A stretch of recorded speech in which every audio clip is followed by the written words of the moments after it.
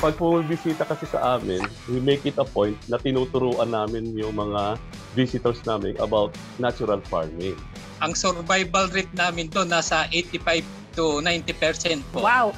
So, nakakatuwa naman yan. Good news nga. So, dalawang maipapayo natin sa ating mga taga-subaybay. Tubig na mainit, lagyan ko ng produkto mo, wala yung kalamansi, walang lemon. Anong lasa? Kasi nagko-conduct pa sila ng seminar sa mga gustong magpasok dun sa mga hatchery ng hito. Ano ba itong biochar na to? Pwede ba natin pag-usapan? Ano po ang biochar?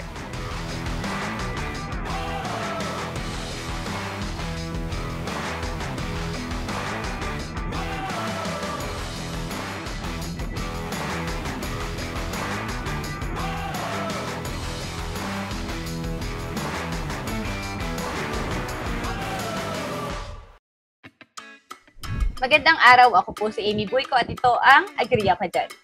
Ngayong araw, pag-uusapan po natin ang kahalagahan ng water impounding sa ating agrikultura. Bakit kailangan ito kahit mayroon na tayong irrigation system sa ating taniman? Alamin po natin yan sa aming pagbabalik. Ito po ang Agree Ka Dyan.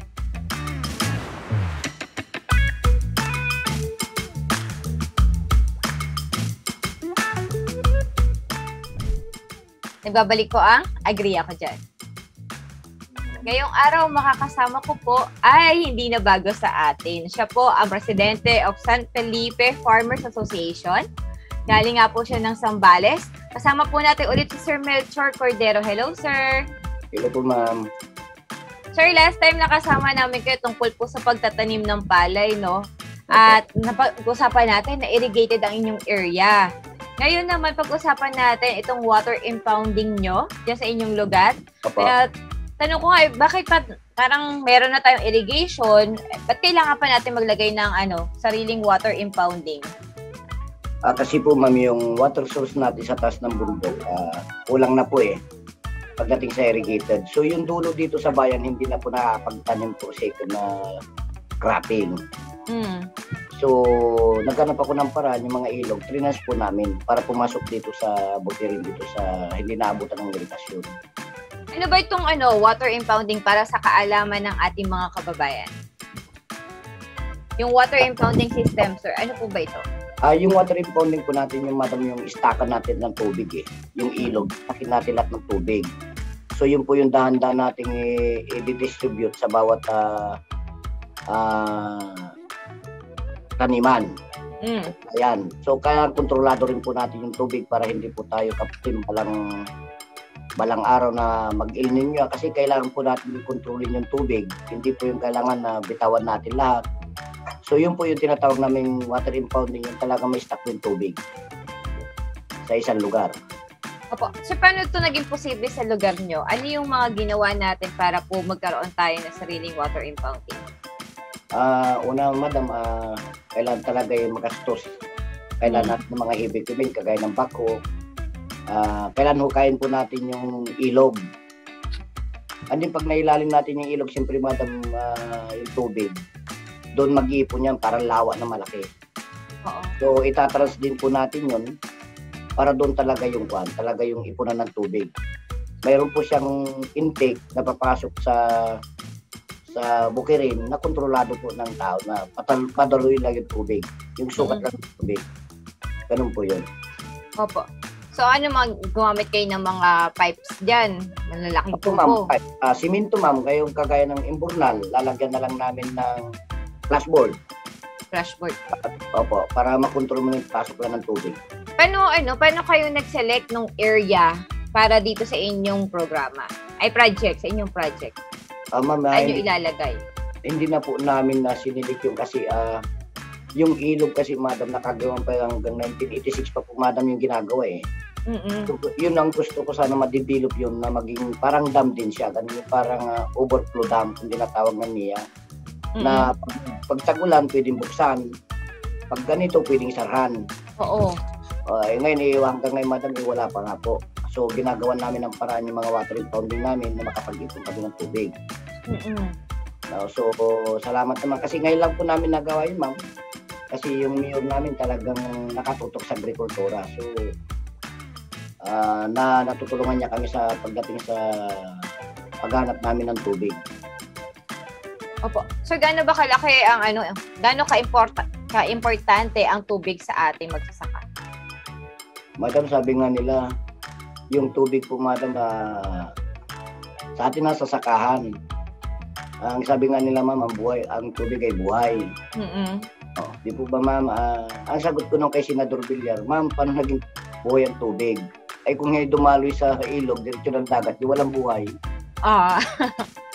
Ngayon, sabi ko, pag dumaloy ka ako siguro sa palayan, yun ang tubig ay buhay. Ngayon, sabi ko, yung importante ang tubig kasi, ma'am, yung kagaya ng mga palay natin o yung mga high value croppings natin, madam. Pag wala pong tubig, wala naman kayo maani. Kasi yung tubig, kahit magpataba tayo ng lupa, hindi naman po lalaki yung pananim natin kung walang tubig. Opo. Kahit yung kamuti, kahit yung mga high value croppings, hindi rin po madam magiging maayos ang croppings natin kahit sa palay. Yes po. Dito nga sa amin, kayo ba nakapagsimula na sa bukid? Tatay Melchor? Po, ma'am. Nakapagtanim na? Karamihan dito, madam, sabog tanim po. Oo, sabog tanim. Po. Oo. Dito nga sa amin, hindi kayo makapagsimula kasi wala kaming tubig. Magawa kayo rito, sobrang tubig namin. Bayos, padala ba ng tubig doon? Dito sa aming lugar, sa Nueva Ecija. Kasi talaga, yung minsan, iba, gusto mo man magpatiuna sa inyong pagtatanim para mas maganda nga yung kita, no? Pero dahil walang tubig dito, sabay-sabay kasi binubuksan ng irrigation Diba? So kung minsan hihintayin mo, mahuhuli ka talaga dahil nga may mapping silang tinatawag kahit na gusto mong magpatiuna. So kung meron kang small impounding, water impounding sa area mo, malaking advantage 'yun. Kasi bottom dito yung mga barangay namin dito. Actually, yung barangay na isa rito na nilagyan ko ng earth dam at ginawa ko ng water impounding sa ilog. Ang nasasakupan niyang bukid yun na 333 hectares po. Galing ilog yung tubig. Oh. Ito sa Pilipinas. Yung barangay Manlipot sa barangay Apostol, Peria. So yun po isa lang pinagkunan namin ng tubig, yung tubig ilog lang po, kontrolado namin. Opo. So dito sa inyong water impounding, ilan ang taong nagmo-monitor dito? Dito kasi ma'am, ang ginagawa ko po, per association po kami rito. Halimbawa, itong area na ito, yung katatapos po kahapon, yung Kabarban Farmers Association, which is may membro siya na 177. Oh, dami Sila na po yung nagmi-maintain ng tubig. Sabi ko sa kanila, siyempre tapos na po, sila na po yung nagbabantay para walang mag-turisyo doon. Kasi earth dam lang yun. Baka ba mag-iba. Sila na rin po yung nagpo-control ng tubig, nag-schedule ng tubig, kung ilan ang ipapasok na sukat ng tubig. Ganun lang po, kaya sabay-sabay sila nagtanim dito. Parang nag-dry run kami doon sa tinatawag natin na synchronized farming. Opo. Para makita namin kahit sabog tanim lang, kung sabay-sabay.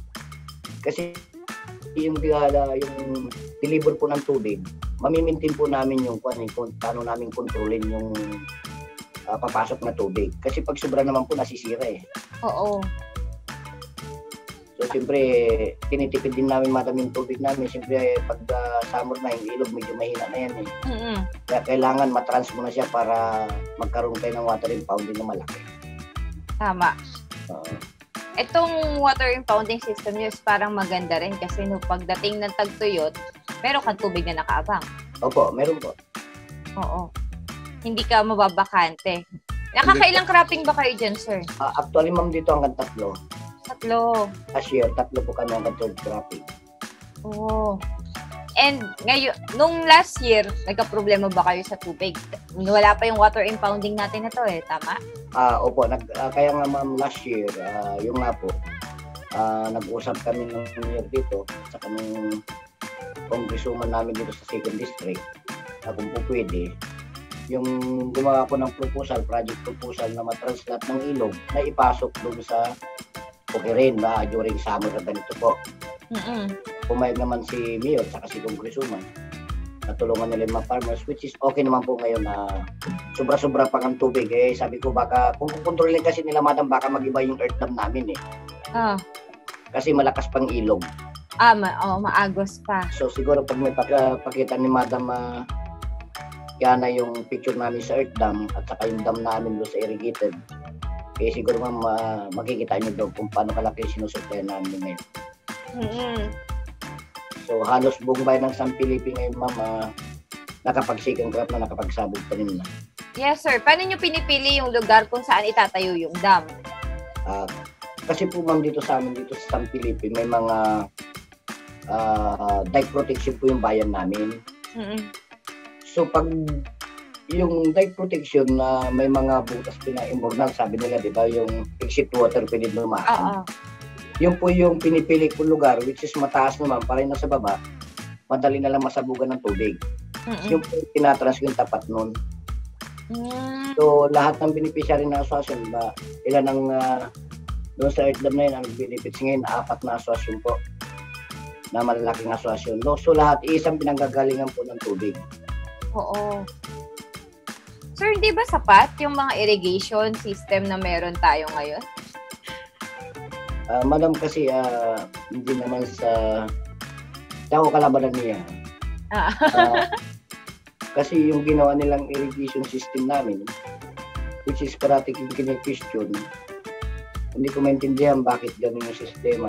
Yung nasabi ko sa inyo nakaraan, may puno, may dulo, walang gitna. For example, there's 200 meters, siguro yun na lang dulot-dulo. So, mayroon kaming earth canal. So, yung inner flow nun, mas mabilis pa. So, parang ang dating is parang mali yung placement. Opo, madam, mali talaga. Tapos, yung level ng ginawa nilang irrigation, yung concrete irrigation canal, mas mataas pa po yung bukid namin kaysa yung irrigation na ginawa nila. Paano papasok yung tubig doon? Ay, sabi ko sa kanila, ito, tatabuin natin. Kaya nga, ititimba. Kaya mali po talaga, ma'am, yung sinasabi nga namin, hindi po nakadesign yung ginawa ninyong irrigation sa aming magsasaka. Yes. Ano po ang sagot nila, sir? Bilang isang, kasi ako yung vice president ng irrigator sa Association ng Zambales, parating ko kini-question kasi paano kami kukuha ng tubig dyan sa irrigasyon na gawa ninyo? Kailangan pa rin namin ng STW o yung swallow tube well para sipsipin yan, ganun, itatapon namin doon sa bukid namin. Huwag na lang sana gumawa, earth canal na lang sana, mas mabilis pa kasi mababasa na yung lupa. Oo. Wala pa kami nililinisan, sabi ko sa kanila. So ang hinahabol na lang namin sa NIA Manam, which is mas mahirap yata kayo na magkaroon ng budget ng NIA kasi nasa LGU na lahat yata ang next year. Opo. Gumagawa ko na resolution na yung irrigators mapupunta pa rin sa NIA sa tulong ng LGU. So, ito turnover doon. So sabi ko naman kung NIA, hindi ko po alam, pagpupunta po yung NIA dito, kaya nga galit yata sa akin dalawang engineer dahil hindi ko pinipirmahan yung pupunta sila dito sa akin. Kasi ma'am, yung kini-question kung ginawa nga po nila. Kagaya nga yun po, naputol yung irrigation ng isang aswasyon. Yung concrete irrigation canal nila. Wala pong bakal, lahat. Yung simento nila, hindi ko alam, parang bibig ka na naiwa. So yung ngayon ang ginagawa ko po ngayon, dito sa Danatum Farmers Association. Opo. Which is irrigators din po sila, membro ko rin po sila. Yung ginawa, last year lang po ginawa yung concrete irrigation canal. Ngayon po, balik na. Wala na. Sira na agad. Opo, may dam din sila. Kaya lang kinain na rin ng talangka. Hindi na maintain. Hindi po ma'am, may maintenance. Kaya lang yung ilog dito sa amin man, ng pagtagpulan. Malakas pong ilog dito sa amin, kagaya na ba yung mga dam namin. Pag may overflow, hindi po ba yung tawag na yung overflow dam lang ang ginagawa namin dito. Simentado po siya. Opo. May mga flashboard din po yung mga yan. Kaya lang yung mga ginamit nilang, ibig sabihin madam, walang quality. Pag dumaan yung tubig, kasama ng simento, natutunaw. Ay. Bato na lang at saka yung bakal na iiwan sa... Oo. Hindi maayos yung pagkakagawa. Sir, nabanggit mo nga kanina na tawag dito, malakas yung flow ng inyong mga ilog, no? So, Pag tayo gumawa ng dam, ano yung mga dapat nating iwasan? Considering nga na malakas yung tubig ng ilog nyo. Ang unang iwasan dyan natin, madam, kailangan yung maintenance mo parati nandun, yung focus yung parati na sa dam, kasi yung sabi ko sa mga membro ko rito sa irigasyon, kailangan tag-araw man, tag-ulan man, kailangan nandun tayo, pag-monitor tayo ng dam. Kasi po, pag yan nabaran lang na ng kahoy o kawayan, kasi pag dito po umulan, sumasama po galing bundok yung mga kahoy na malalaki. Oo, mga iba troso pa nga. Opo, troso nga, ma'am. Kaya mga kami ulit, kahit 10 na mababara sa dam. Yes. So, kailangan po maitaas mo kagad yung mga passboard para continue flowing lang yung tubig sa ilog. Oo. Sa bagay, sabi ko, ma'am, yung naman dito sa kabila, sumunod po sa amin na overflow dam, which is naggawa pa na, siguro matagal ng panahon, ni-repair na niya last year. Ngayon, wala na. Ginagawa ko po ngayon yung isang dam ng irrigation dito sa amin. Yung sabi ko, may mabuti na, mag-opinion namin dito. Nakatutok lang kami sa agriculture. Opo. So, meron kayong mga consultant for the water impounding nyo? Yung sa design? Wala po, ma'am. So, saan kayo nagbase sa paggawa? Sa paggawa po namin, madam, kasi sa tagal namin nagbubukid, Tama. experience na lang. Kasi makikita mo lang po, ma'am, yung kung saan yung mataas na parte ng ilog. Siyempre doon ka maglalagay ng water impounding para pagdating sa baba, mabilis. Ganun lang po yun. Yung flow ng tubig. Opo. Oo. Tapos, sir, ano ka sabi mo sa akin kanina, 2018 kayo nagsimula. Ngayon lang tayo nagkaroon na parang naging, nabuo. Nabuo itong water impounding system natin. How many years ang hinintay natin, no? Ano yung mga problema na na-encounter natin? Bakit hindi agad-agad na nagawa ito? Actually, ma'am, kasi noon, unang-una ang magsasaka rin na po politika, madam, which is siguro tama ako doon.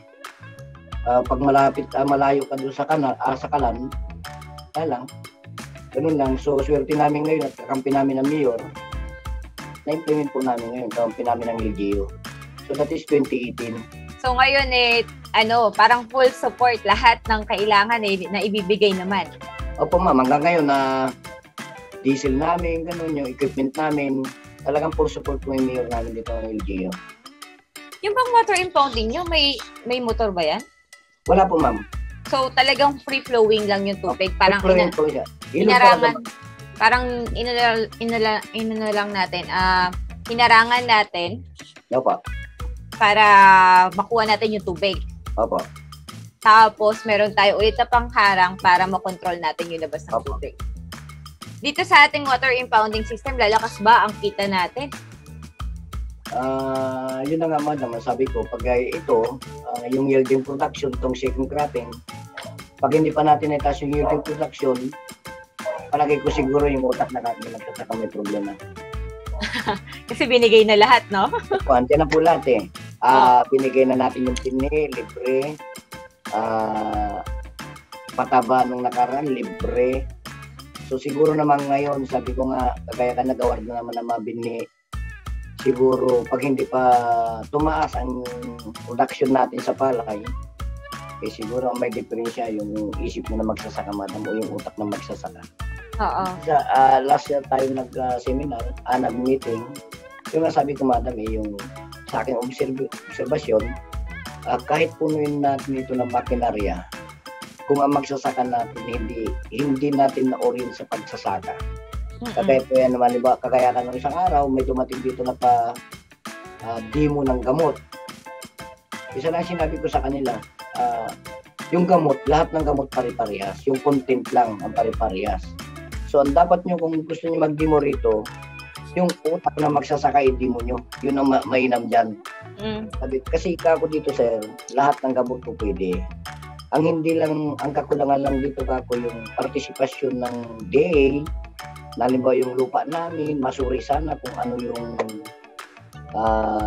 Kasi hindi nga kagaya ng mga... Pero sir, alam mo, noong nakaraan, meron kami nakausap from Regional Soils Laboratory.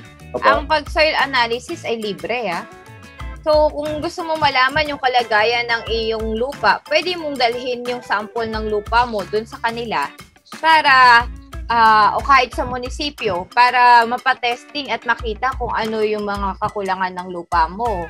Kung mataas yung acid niyan, potassium, Opo. phosphorus, or nitrogen, pwede mong malaman. Ito ay libre. Ganun po. Kasi dito ma'am, kasi hindi naman kami sinabi na di kung may libre sana. Kasi naghahanap po kami madam ng talagang technician na titingin sa lupa. Para po namin yung pataba na gagamitin namin. Opo. Yun nga yung naging nausapan namin. Sabi ko kasi na yun nga, hindi lahat nagpapasoil analysis. Ang sabi nung nakausap namin from DA, hindi kasi siguro din nila alam na libre ang soil analysis sa DA. Hindi po. Yung DE po, libre sa kanila soil analysis po ma'am. Yes po, meron po tayong programa. Bakit po pala hindi dito sa amin, hindi kumuha ng lupa dito at naling doon sa yung mga technician namin? Opo, dapat po meron. Dapat po. May po sila, may mga yung iba po meron pong mobile, katulad dito sa amin sa Nueva Ecija, mobile, umiikot yung technician at kumukuha ng sample. May iba naman dadalhin mo doon sa inyong soils laboratory, meron per lugar sa amin kasi Region 3. Region 3 din ba ang Zambales? Opo ma'am, Region 3 po. Yes, San Fernando, Pampanga po, kasama po kayo doon, sir. Dadalhin po doon at doon po isusuriin yung mga lupa natin. Kung meron naman kayo yung mga soil testing kit, pwede rin po para malaman nga natin kung ano yung kulang sa lupa nyo at ma-action na natin kasi sabi nga mas mataas ngayon ng mga pataba, no?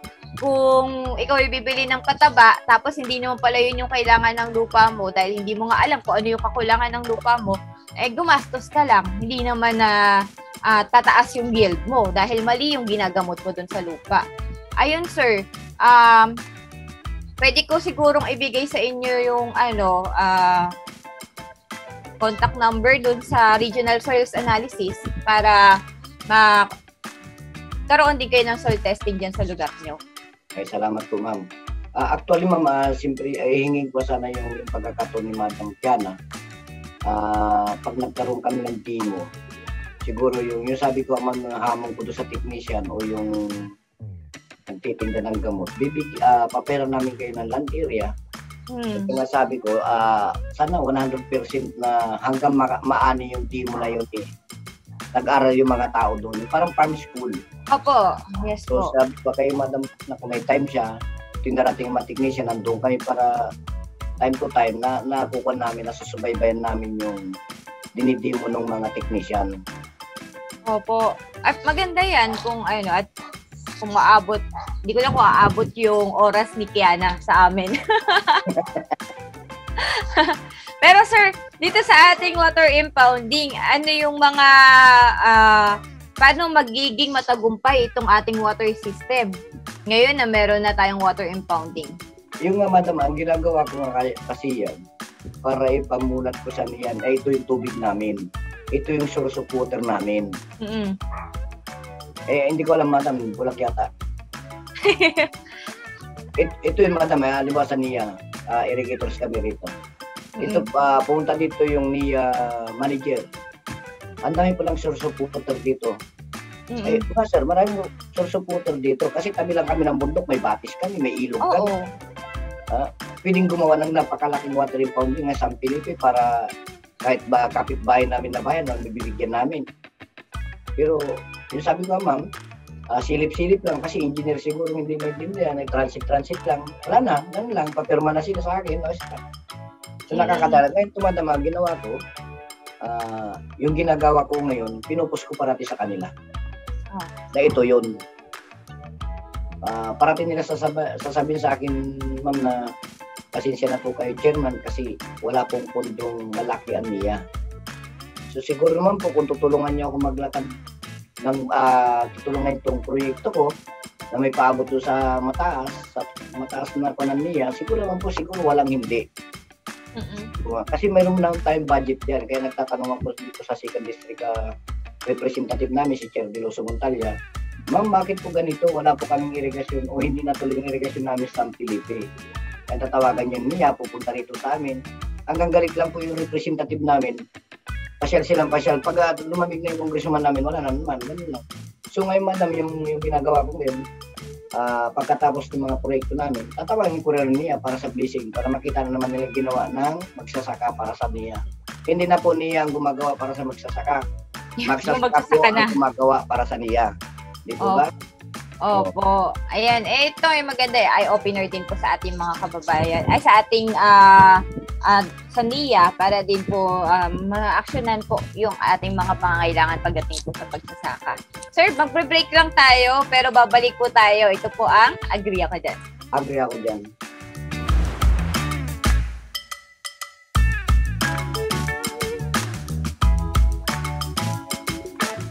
Nagbabalik po ang Agree Ako Dyan. Kasama pa rin po natin si Sir Melchor. Tatay Melchor, ang inyong impounding water system, tama ba? Water impounding system, baliktad na yun sabi ko, no?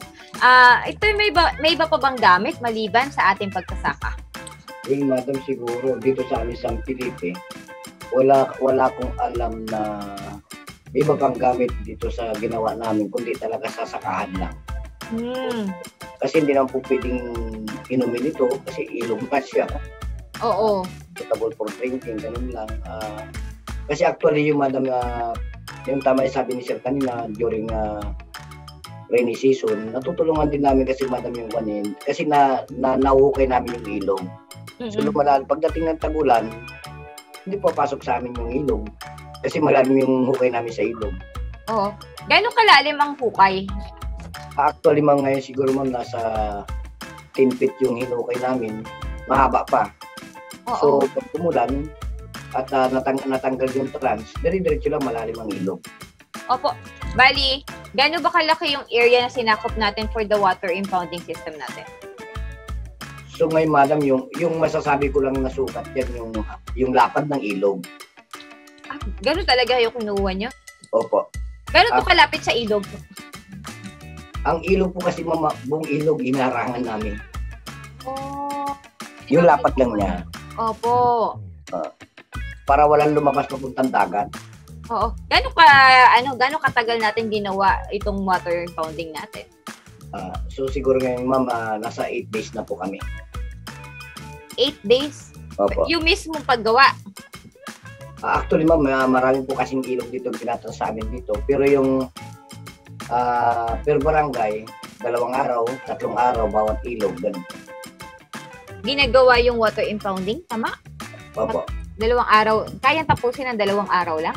3 araw? Madam, kasi kompleto naman po yung equipment namin dito. Anong mga materyales po ang kailangan dito? Doon sa amin, dito sa amin, ma'am, yung materialis. Di ba, pero yung po na yung mga equipment. Wala po kaming materialis na ginagamit. Kundi lang yung, siyempre, hukay mo lang yung ilog, tapos ang lupa na tuyo, itatabong mo doon sa inukay mo, dito sa gilid niya. Talagang inakutan ng dump truck, parang nasa diki ka, gano'n. Oo. Para siya magiging daan na rin, gano'n. Wala na kayo nilagay ng mga semento? Wala na? Wala po. Kasi yun, kaya hindi po namin ginagawa yun, ma'am. Siyempre, pag tag-ulan po, preparation namin yung bayan namin. Kaya buhangin yan, para pag rainy season na, hihibay na naman namin. Ganun kami kagastos rito. Kaya nga. Kaya yearly, naiba yung guwana. Yun na nga po yung hinaing ko. Yearly po namin ginagawa yung ganon. So, napakagastos po. Oo. Sir, saan mo nakuha yung idea na pwede ako maglagay ng water impounding na sarili ko? Kaya namin ito itayo sa lugar namin, hindi namin kailangan yung suporta ng iba. Kaya namin magtulong-tulungan para dito. Kasi po, laki tayo ng masa. So, siguro, sabihin ko na nga siguro yung madam, naikot ko na yung Pilipinas. naabot na tayo ng Bicol, naabot na tayo sa Rizal. So lahat ng dam ng Pilipinas naikot ko na. Tinitingnan ko yung mga ginagawa lang ng mga engineer. Doon pala sa amin, kung pwede itong ganito kasi yung ilog, ganito lang ang ginagawa. At least sa kanila matibay kasi, madam, kasi siminto. Ang gobyerno ang gumagawa. Oo. Sa amin, siyempre magsasaka po kung ano yung Available. ano yung farmers practice po nangyayari dito sa bayan namin nung dumating ako. Parang yung galing lang sa ganitong lugar, tubig na. So, yung area ng sinasaka nila nun, maliit lang ang area dito, DP. Which is, nung nandito na po ako, tinawakan ko yung farmers. Ang may pangarap ako, may vision ako Yes sa po. kahit na ito, voluntaryo lang. Talagang makamasa na tayo, madam, kasi pusong magsasaka lang tayo. Bakit ka ako dito, sabihan ko, amang ang tawag sa, ganito yung tubig ninyo. Bakit doon sa mga lugar na napuntahan ko kako, ang gaganda ng patubig. Bakit po dito sa San Felipe, ganito yung patubig. So yun po, gumawa kami ng mga samahan, area-area po para hindi mahirap magtrabaho. Binuo namin yung aswasyo, yung mga nagkakaisang magsasaka, nag-meeting po kami kung paano gagawin namin para mapaunlad lang po yung sakahan at lumuwang ang sakahan. Kasi ang sabi ko nga po, sayang lang naman yan, talay ba tumutubo dyan, instead na palay o anumang high value cropping yan. So ang ginawa namin noon, nilinis po namin sa tulong ng governor po namin noon, in-script po namin yung mga bukid. Siguro man hindi naman lingid sa'yo nung Mount Pinatubo eruption, dito sa amin tumabon yung buhangin. So yung mga farmers po dito, tinamad na magbukid. So binibino po namin lahat ang bukid dito. In-scriptan po namin yung pinantay. Kagaya po dyan sa inyo, loader, bulldozer, anding gumagawa na kami ng earth canal nung araw, kaya yun, napansin kami ng NIA. May earth canal na po kami nung araw. Provided the former Governor Diloso yung earth canal namin dito. So nakita ng NIA during 2013, yung po nag-propose sila na may project dito. Pang ginawa nila, may dulo, may puno, walang gitna. So incomplete naman kako yung project. Which is, nakadesign po yun doon sa 300 hectares. So doon pa lang sa 100 hectares man, hindi naman patubigan yun. Kasi yung inner group po natin kasi dito po sa amin buhangin, madam eh. Hindi ka sa inyo kanyan pag dumalo na yung tubig matanggal doon sa inyo. So dito yung nga rin pang iniisip ko, walang pinta halos yung pataba dito pag yung masyadong malakas ang tubig. Sumasama lang eh. Opo, pag wala siyang stream, wala siyang pag lubog ng tubig, sama na rin siguro yung pataba, kako nga. So yung hindi talaga gumaganda yung mga palay during that time. So yun, in-script namin, pinalabas namin yung protect niya dati. Yun naman, lumitaw naman yung sakit ng mga palay. So yun, siyempre po, matagal na stock yung lupa sa loob. Yung siguro po, madam, yung cost niya. So yung kung matis lahat ng mga lupa. Kasi mama ko may isang ruler, madam, yung tinanggal namin sa ibabaw. Malalim po eh. Oo. So yung kinuha po kasi namin yung dating lupa ng bukid namin dito. So ngayon nga po, pag puwasyal ka rito, madam, maraming matatas na lupa yung pinagtatambakan namin. Which is nahakot na rin namin ngayon para maging bukid na lahat. Kaya nauso dito, madam, yung main crop, second crop, third crop, gano'n. Pero sabi ko, sana iwasan na yung pangatlo kasi wala nang pahinga yung lupa. Opo, tama. Sa amin din hindi rin masyadong ini-encourage yung third crop dahil nga abuso masyado. Abuso sa lupa, opo. Kanila siyempre may buhay naman ang lupa, sabi ko mahirap naman yung abuso. Lalo pag madami mga root crops. Opo. So sana wag ganun, sabi ko. Di na rin kasi, sir, maganda yung yield pagka nag-third crop ka. Opo, ma'am. Instead na matataas pa at magagandang puno, pagdating ng third crop, madam, talagang, alam mo kahit may kon siya, kahit may tubig siya, iba na rin yung tayo ng palay. hindi na siya productive. Pag tinitignan mo, hindi na siya talaga productive kahit certified seeds na siya. So sabi ko, iwasan na lang yung third crop Opo. para makapagpahinga yung lupa. At the same time, madam, kasi pagtapos yung tao dito kasi, nanghinayang sila doon sa panahon. Mm-mm. Sabi nila, total ganyan kalakas ang tubig, bakit hindi natin gamitin ang tubig? Ay pwede na natin pakawalan yung tubig para makapagmatuyo naman yung lupa natin. Mm-mm. Kasi pag yan, halimbawa, ipararo ninyo yung mga bukid ninyo para bago natin ibaba ang tubig, para yung maging alikabok na naman siya, yung matulad siya ng araw. Opo. Yun ang alam kong technique na dyan, kako. At siyempre nakita natin, kako, nung demo natin hybrid, ganun ang ginawa namin, madam, noon. Kaso wala na kaming hybrid na Sambales ngayon. Sir, hindi tayo pwedeng magtayo ng sarili natin na permanenteng dam. Tama? Pwede, madam. Pwede. Kahit walang konsentang NIA? Pwede, madam. Kaya nga, yung sabi ko,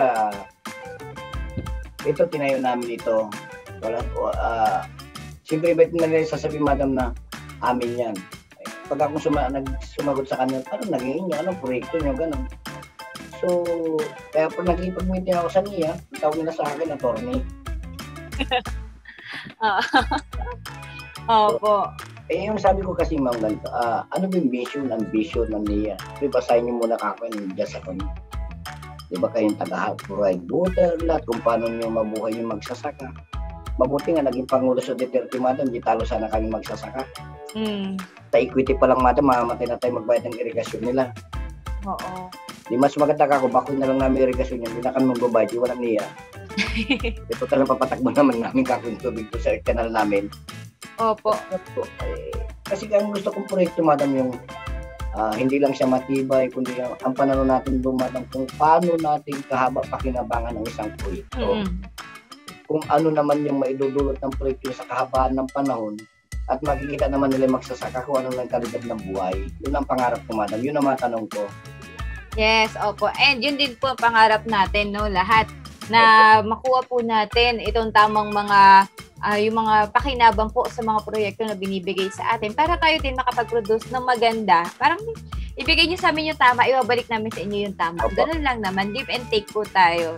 Ay naman nagpapakahirap para sa masaganang ani. Yun na nga po, madam, ang sabi ko sa mga magsasaka natin, ang gobyerno handang tumulong, hindi ko alam kayo magsasaka kung handaan nyo kaming tulungan. Yun ang parati kong tanong, libre lahat? Akaba, lahat na tubig, libre na lahat, walang sinisingil. Hindi ko alam kung ano kako yung may babarik nyo. Inabakan ko kako itong pagtatapos ng second cropping natin. Well, siguro, madam, okay lang, basta yung sabi ko nga try and try, ganun lang. Basta yung ready to face the consequences kung ano yung maharap natin kung hindi nagtagumpay. Hindi tayo minto, madam, kung paano. Opo. Paano matitiburan ng maayos na serbisyo yung mga magsasaka natin sa Pilipinas. Yes, sir. Sir, maraming salamat po sa inyong pag-share sa amin tungkol po sa inyong water impounding. At we hope and pray nga po na itong water impounding, alam ko na malaki ang may tutulong na ito sa inyo. Yes, ma'am. Sa susunod, sir, ulit mag-usap tayo. Yes, ma'am. Sige po. Ayan. Sabihin nyo lang po ako kay Madam Kiano. Opo. Yes, sir. At sa ating mga manonood, sana po madami po kayong natutunan at sana nga po maging katulad po tayo ni Sir Melchor ng San Felipe, Zambales. At talaga naman pagdating po sa agrikultura, laging may plan B, lalo na po dito sa sa tubig po, pangontra ng El Nino, no, alam naman natin na pag walang tubig ang ating sakahan, mamamatay ang ating mga crops. So, ang water impounding system po ay imbake ng tubig, ulan, at ilog na pwedeng gamitin po sa pagsasaka na malaking tipid at tulong po sa ating mga magsasaka. Ngayon pong araw na ito, sana po ay marami din kayo natutunan katulad namin at pagsama-sama po tayo hanggang sa muli. Ito po ang Agree Ako Dyan. Agree ako dyan. Agree ako dyan.